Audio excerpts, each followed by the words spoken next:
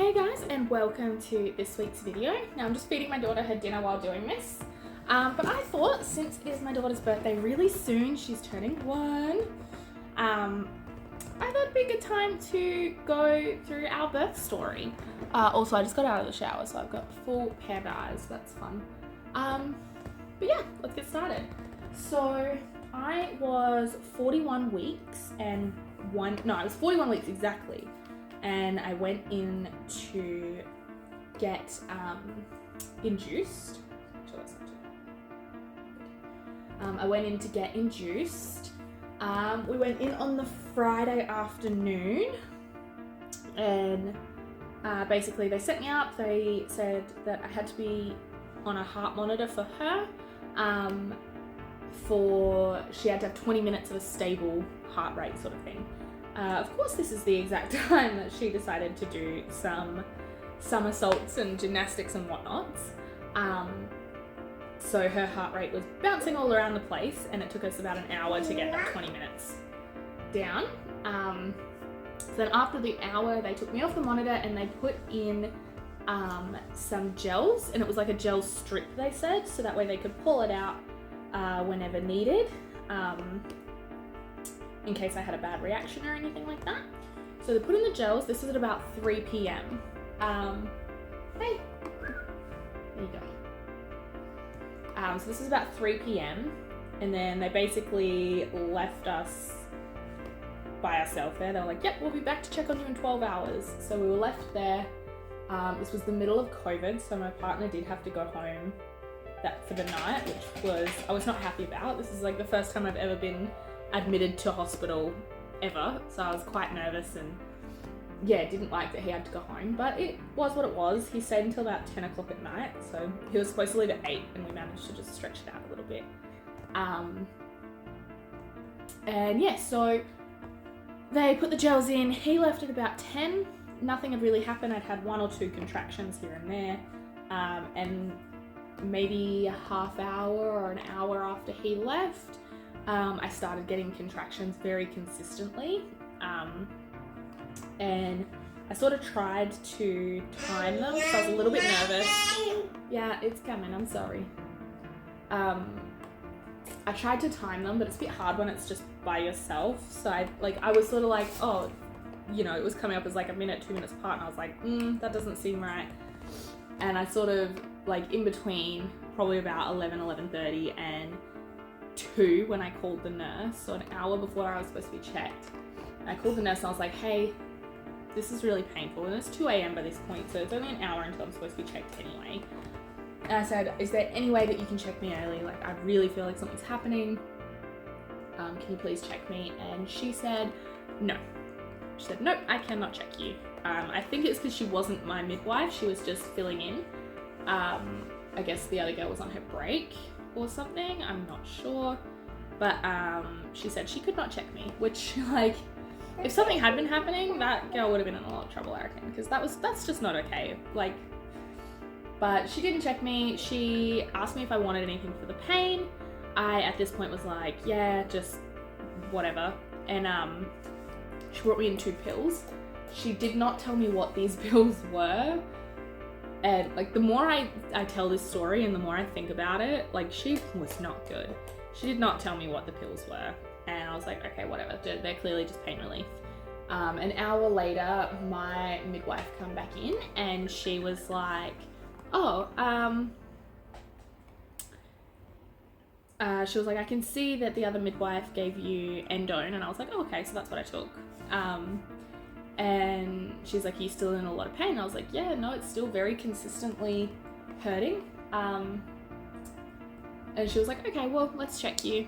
And even though, like, at that point I had timed out that my contractions were literally a minute or 2 apart, they were barely going away, if at all. Like, it was very consistent pain that sort of got worse as it went, but it was still very, very consistent. And she was like, oh, you're only 1 centimeter dilated. And I was like, 1 centimeter? Okay. She was like, try and get some sleep, sort of thing. Yeah. She, basically told me to get some sleep. You're only a centimeter dilated. I was like, okay. I guess this is normal sort of thing. And looking back, I I really probably should have emphasized how close together my contractions were, because it was a little bit, realistically, that's not supposed to happen.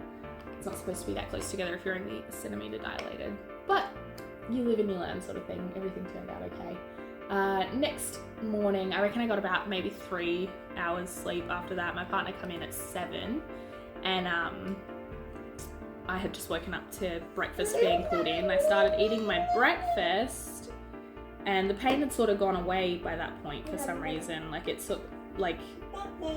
it hadn't gone away, but I just hadn't noticed it since waking up. I woke up like maybe 10 minutes beforehand.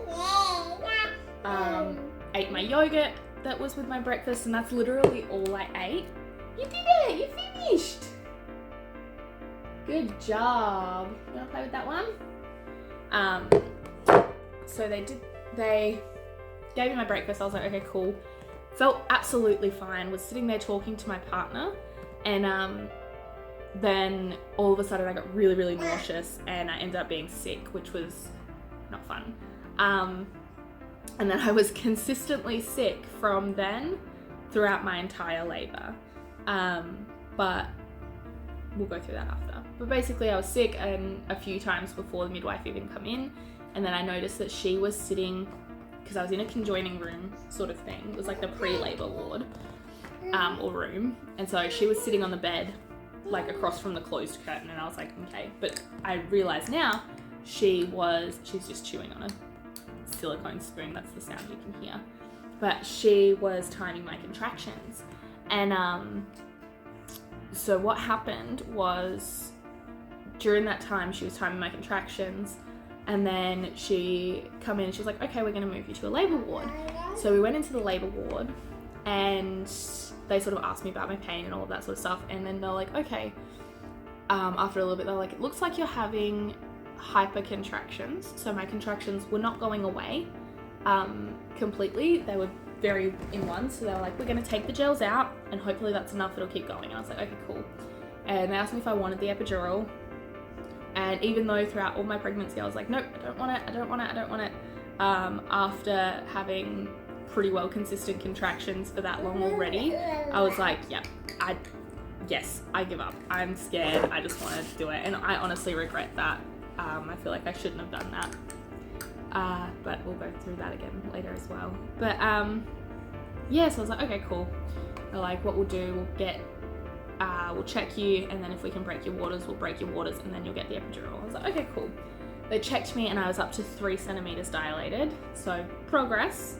And they're like, okay, we're gonna break your waters, we'll get the person in to break your waters, and then we'll get the person in to do your epidural. Well, it ended up happening the opposite way, because the person to break my waters was busy.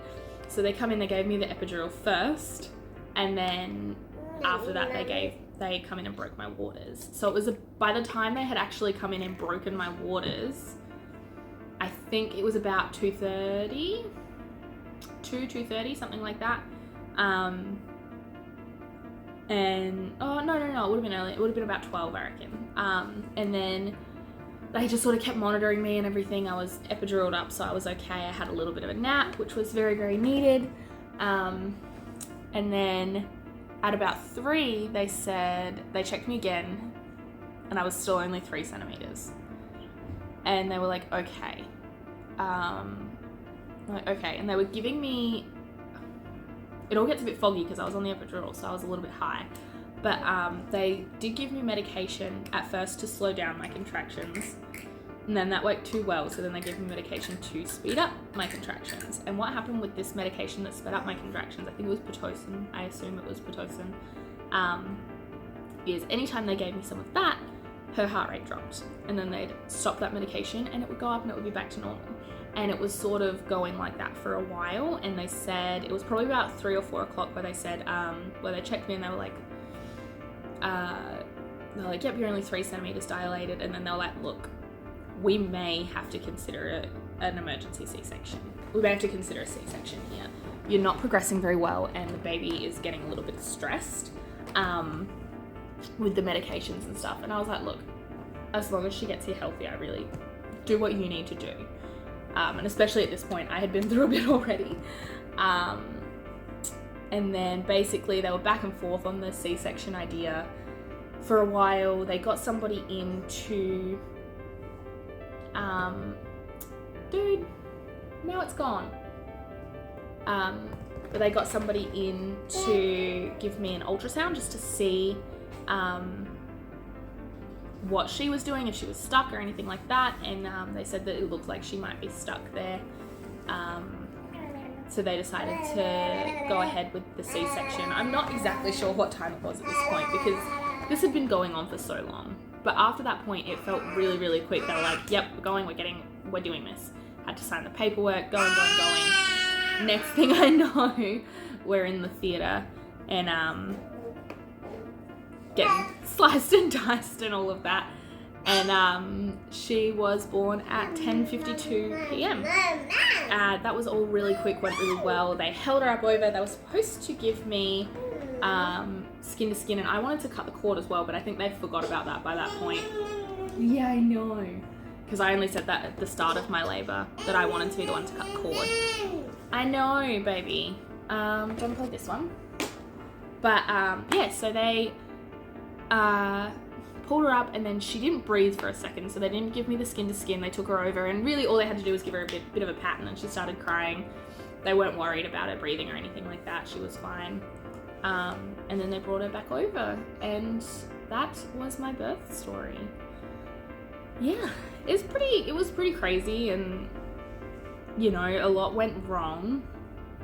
I do wish, even though I had ended up having the C-section, that makes me wish I didn't get the epidural even more. Like, you know, I was gonna have to get it at the end anyway. Like, I should have just felt what I could through a little bit. I don't know, a little bit of regret. And there is that little bit of a feeling that I missed out in a way on the natural birth. So hopefully with the next one, if there's a next one, I can do the whole natural thing a bit more. But yeah, so that is my birth story. I hope you enjoyed it. Leave your experiences down below. I'd love to hear them. And yeah, I will see you guys next week with another video.